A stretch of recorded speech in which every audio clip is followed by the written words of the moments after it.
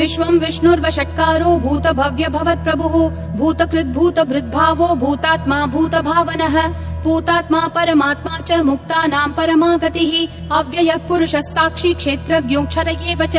योगो योगविदां नेता प्रधानः पुरुषेश्वरः नारसिंहः वपुः श्रीमान् केशवः पुरुषोत्तमः सर्वः सर्वशिवस्थाणुर्भूतादिर्निधिरव्ययः सम्भवो भावनो भर्ता प्रभवः प्रभुरीश्वरः स्वयंभूः शम्भुरादित्यः पुष्कराक्षो महास्वनः अनादिनिधनो धाता विधाता धातुरुत्तमः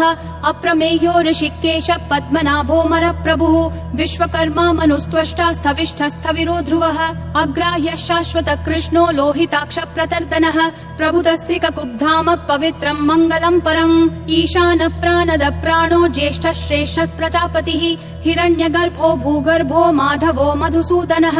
ईश्वरो विक्रमी धन्वी मेधावी विक्रमक्रमः अनुत्तमो दुराधर्ष कृतज्ञ कृतिरात्मवान् सुरेशः शरणं शर्म विश्वरेता प्रजाभवः अहः संवत्सरो व्याल प्रत्ययः सर्वदर्शनः अजः सर्वेश्वरः सिद्धिः सिद्धिः सर्वादिरच्युतः वृषा कपिलमेयात्मा सर्वयोग विनिश्रुतः वसुर्वसुमना सत्यः समात्मा समितः समः अमोघः पुण्डरीकाक्षो वृषकर्मा वृषाकृतिः रुद्रो बहुशिरा बभ्रुर्विश्वयोनिः शुचिश्रवाः अमृतः शाश्वतस्थाणुर्वरारोहो महातपाः सर्वगः सर्वविद्भानुर्विश्वक्सेनो जनार्दनः वेदो वेदविदव्यङ्गो वेदाङ्गो वेदवित्कविः लोकाध्यक्षः सुराध्यक्षो धर्माध्यक्षः कृताकृतिः चतुरात्मा चतुर्व्यूहश्चतुर्दंष्ट्रश्चतुर्भुजः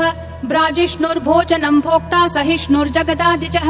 अनघो विजयो जेता विश्वयोनिः पुनर्वसुः उपेन्द्रो वामनः प्रांशुरमोघः शुचिरूर्जितः अतीन्द्रः सङ्ग्रहः सर्गो धृतात्मा नियमो यमः वेद्यो वैद्यः सदा योगी विरहा माधवो मधुः अतीन्द्रियो महामायो महोत्साहो महाबलः महाबुद्धिर्महावीर्यो महाशक्तिर्महाद्युतिः अनिर्देश्य वपुः श्रीमान् अमेयात्मा महाधृदिक् महेश्वासो महीभर्ता श्रीनिवासः सतां गतिः अनिरुद्धः सुरानन्दो गोविन्दो गोविदाम्पतिः मरीचिर्दमनोहंसः सुपर्णो भुजगोत्तमः हिरण्यनाभः सुतपा पद्मनाभः प्रजापतिः अमृतुः सर्वदृक्सिंहः सन्धाता सन्धिमान् स्थिरः अजो दुर्मशनः शास्ता विश्रुतात्मा सुरारिः गुरुर्गुरुतमो धामः सत्यः सत्यः पराक्रमः निमिषो निमिषस्रग्वी वाचस्पतिरुदारधीः अग्रणीर्ग्रामणी श्रीमान् न्यायो नेता समीरणः सहस्रमूर्धा विश्वात्मा सहस्राक्षः सहस्रपात् आवर्तनो निर्वृत्तात्मा संवृतः सम्प्रमर्दनः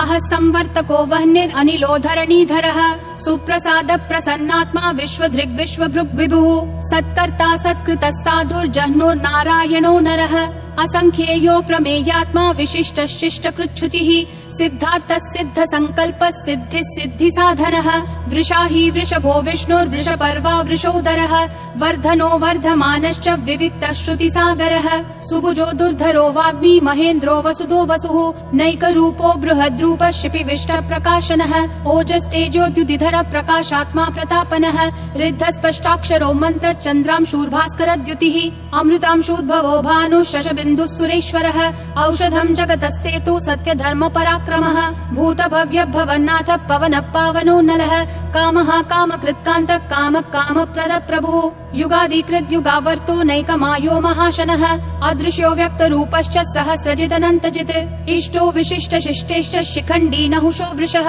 क्रोधः क्रोधकृत्कर्ता विश्वबाहुर्महीधरः अच्युत प्रदित प्राण प्राणदो वासवानुजः अपान्निधिरधिष्ठानम् अप्रमत्त प्रतिष्ठितः स्कन्द स्कन्दधरो धुर्यो वरदो वायुवाहनः वासुदेवो बृहद्भानुरादिदेवः पुरन्दरः अशोकस्तारणस्तारः शूरः शौरी जनेश्वरः अनुकूलः शतावर्त पद्मी पद्मनिभीक्षणः पद्मनाभो रविन्दाक्ष पद्मगर्भः शरीरभृत् महर्दिरुद्धो वृद्धात्मा महाक्षो गरुडध्वजः अतुलः शरभो भीमः समयज्ञो हविर्हरिः सर्वलक्षणलक्षण्यो लक्ष्मीवान् समितिञ्जयः विक्षरो रोहितो मार्गो हेतुर्दामोदरः सहः महीधरो महाभागो वेगवानमिताशनः उद्भवः क्षोभणो देवः क्षीगर्भः परमेश्वरः करणं कारणं कर्ता विकर्ता गहनो गुहः व्यवसायो व्ययस्थानः संस्थानस्थानदो ध्रुवः परर्धि परमस्पष्टः तुष्टः पुष्टः शुभेक्षणः रामो विरामो विरतो मार्गो नेयो नयो नयः विरशक्तिमतां श्रेष्ठा धर्मो धर्मविदुत्तमः वैकुण्ठः पुरुषः प्राण प्राणद प्रणव पृथुः हिरण्यगर्भः शत्रुघ्नो व्याप्तो वायुरधोक्षजः ऋतुः सुदर्शनः कालः परमेष्ठी परिग्रहः अग्रसंवत्सरो दक्षो विश्रामो विश्वदक्षिणः विस्तारस्थावरस्थानं प्रमाणं बीजमव्ययम् अर्थोऽनर्थो महाकोशो महाभोगो महाधनः अनिर्विण्णस्थविष्ठो भूर्धर्मयूपो महामखः नक्षत्रनेमिर्नक्षत्री क्षमक्षामः समीहनः यद्ययुज्यो महेज्यश्च क्रतुः सत्रं सतां गतिः सर्वदर्शी विमुक्तात्मा सर्वज्ञो ध्यानमुत्तमम् सुव्रतः सुमुखः सूक्ष्मः सुघोषः सुखदः सुहृत् मनोहरो जितक्रोधो वीरबाहुर्विदारणः स्वापनः स्ववशो व्यापी नैकात्मा नैककर्मकृत् वत्सरो वत्सलो वत्सी रत्नगर्भो धनेश्वरः धर्मगुप् धर्मकृत् धर्मी सदसक्षरमक्षरम् अविज्ञाता सहस्रांशूर्विधाता कृतलक्षणः गभस्तिनेमि सत्त्वस्तः सिंहो भूतमहेश्वरः आदिदेवो महादेवो देवेशो देवभृद्गुरुः उत्तरो गोपतिर्गोप्ता ज्ञानगम्यः पुरातनः शरीरभूतभृद्भोक्ता कपीन्द्रो भूरि दक्षिणः सोमपोमृतपः सोमः पुरुजित् पुरुषोत्तमः विनयोजय सत्यसन्धो दाशारः सात्वतां पतिः जीवो विनयिता साक्षी मुकुन्दोमित विक्रमः अम्भो निधिरनन्तात्मा महोदधिशयोऽन्तकः अजो महार्ह स्वाभाव्यो जिता मित्र प्रमोदनः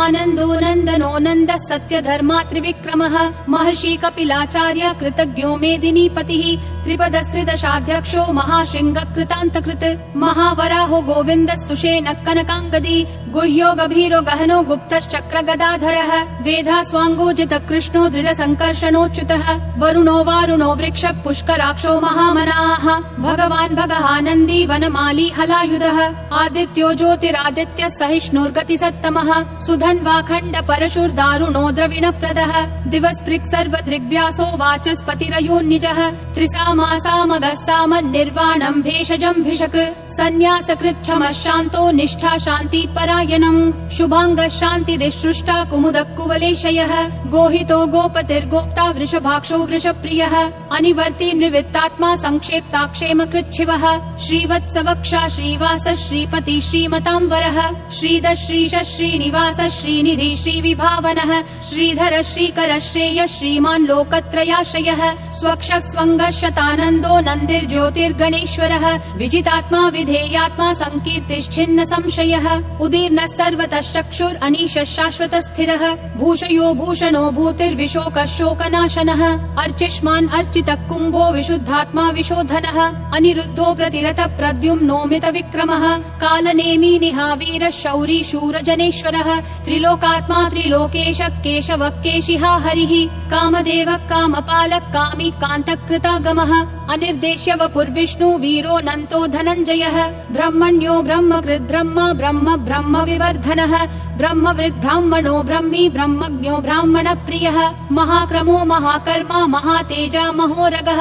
महाक्रतुर्महायज्वा महायज्ञो महाहविः स्तव्यस्तव प्रिय स्तोत्रम् स्तुतिस्तोतारण प्रियः पूर्ण पूरयिता पुण्य पुण्य कीर्तिरनामयः मनोजवस्तीर्थकरो वसुरेता वसुप्रदः वसुप्रदो वासुदेवो वसुर्वसुमना हविः सद्गति सत्कृति सत्ता सद्भूति सत्परायणः शूरसेनो यदुश्रेष्ठः सन्निवासः सुयामुनः भूतावासो वासुदेवः सर्वासु निलयोर्नलः दर्पः दर्पदो दुप्तो दुर्धरोऽथा पराजितः विश्वमूर्तिर्महामूर्तिर्दीप्तिमूर्तिरमूर्तिमान् अनेकमूर्तिरव्यक्तः शतमूर्तिर्शताननः एको नैकः स वक्कः यत्तत्पदमनुत्तमम् लोकबन्धुर्लोकनाथो माधवो भक्तवत्सलः सुवर्णवर्णो हेमाङ्गो वराङ्गश्चन्दनागदी वीरः विषमः शून्यो घृता क्षीरशलश्चलः अमानीमानदो मान्यो लोकस्वामी त्रिलोकधृक् सुमेधा मेधजो धन्यः सत्यमेधाधराधरः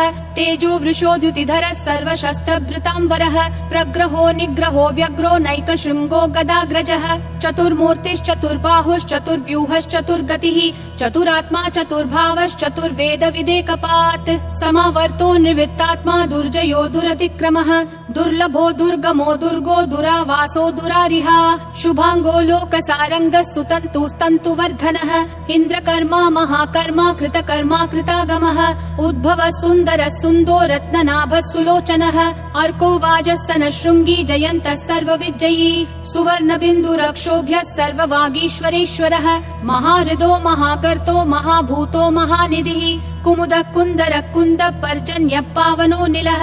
अमृताशोऽमृतवपुः सर्वज्ञः सर्वतोमुखः सुलभः सुवृतः सिद्धः शत्रुजिश्शत्रुतापनः न्यग्रोधोदुम्बरोऽश्वत्थः चाणूरान्ध्रः निषूदनः सहस्राची सप्तजिह्वा सप्तैधा सप्तवाहनः अमूर्तिरनघोचिन्त्यो भयकृद्भयनाशनः अनुर्बृहत्कृशस्थूलो गुणभृन्निर्गुणो महान् अधृतः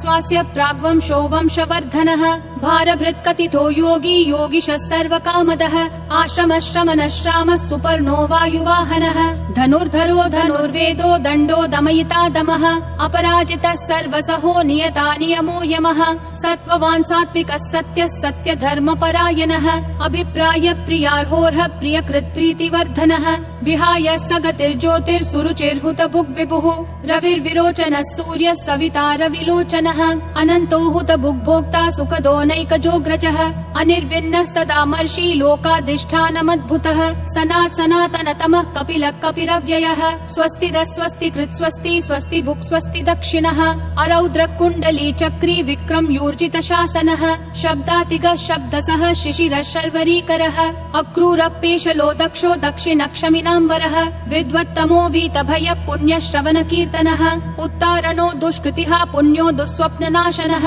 वीरः रक्षणः सन्तो जीवनः पर्यवस्थितः अनन्तरूपोऽनन्त श्रीर्जितमन्युर्भयापहः चतुरक्षो गभीरात्मा विदिशो व्यादिशो दिशः अनादिर्भूर्भुवो लक्ष्मी सुवीरो रुचिराङ्गदः जननो जनजन्मादि भीमो भीम पराक्रमः आधार निलयो धाता पुष्पहास प्रजागरः ऊर्ध्वगः सत्पथाचार प्राणद प्रणवप्पनः प्रमाणं प्राणनिलय प्राणभृत् प्राणजीवनः तत्त्वं तत्त्वविदेकात्मा जन्म मृत्युजरातिगः भूर्भुवः स्वस्तरुस्तारः सविता प्रापितामहः यज्ञो यज्ञपतिर्यज्वा यज्ञागो यज्ञवाहनः यज्ञभृद्यज्ञकृत्यग्नि यज्ञभुग्यज्ञसाधनः यज्ञातकृत्यज्ञगुह्यामन्नमन्नादयेव च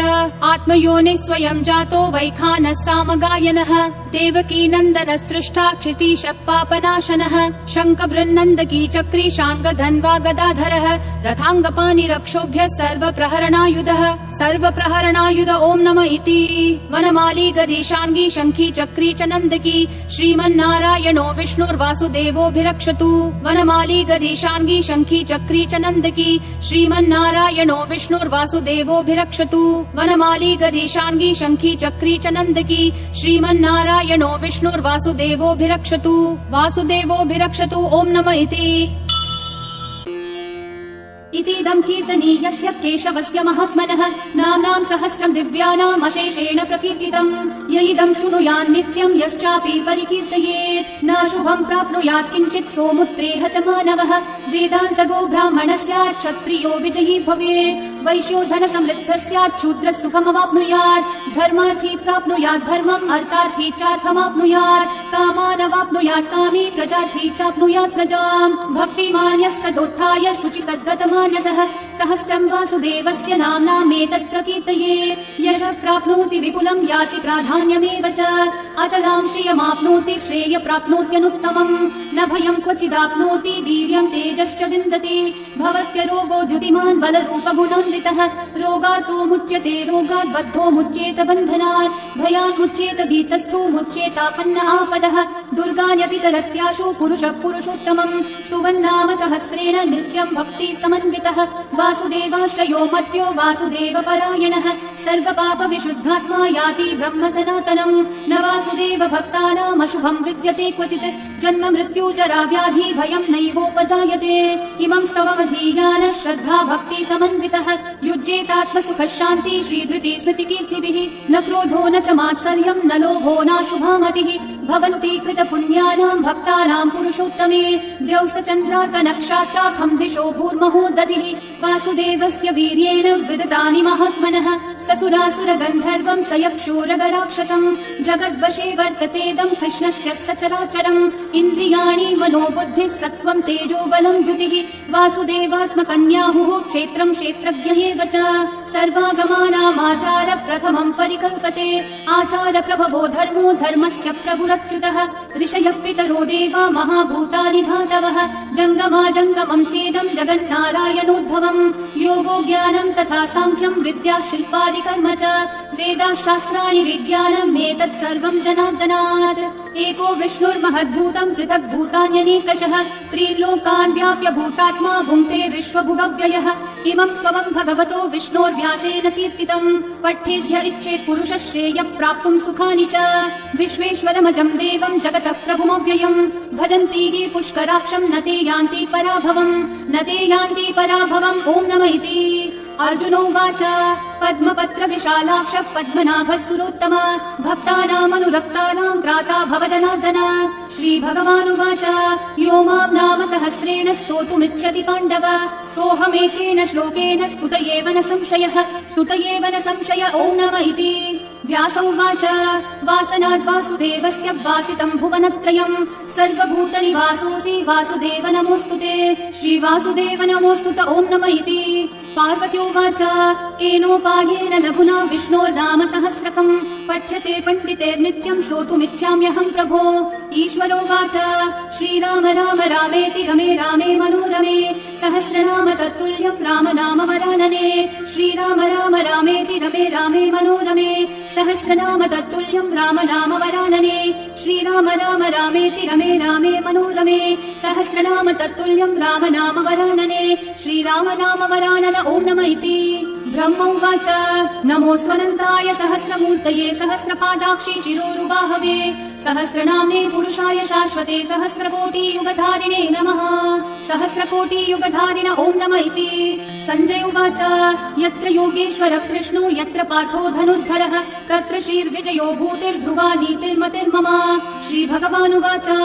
अनन्याश्चिन्तयन्तो मा ये जनाः पर्युपासते तेषाम् नित्याभियुक्तानाम् योगक्षेमम् वहाम्यहम् पवित्राणाय साधूनाम् विनाशाय च दुष्कृताम् धर्म संस्थापनार्थाय सम्भवामि युगे युगे आर्ता विषण्णाः शिथिलाश्च भीता घोरेषु च व्याधिषु वर्तमानाः सङ्कीर्त्य नारायण शब्दमात्रम् विमुक्त दुःखाः सुखिनो भवन्तु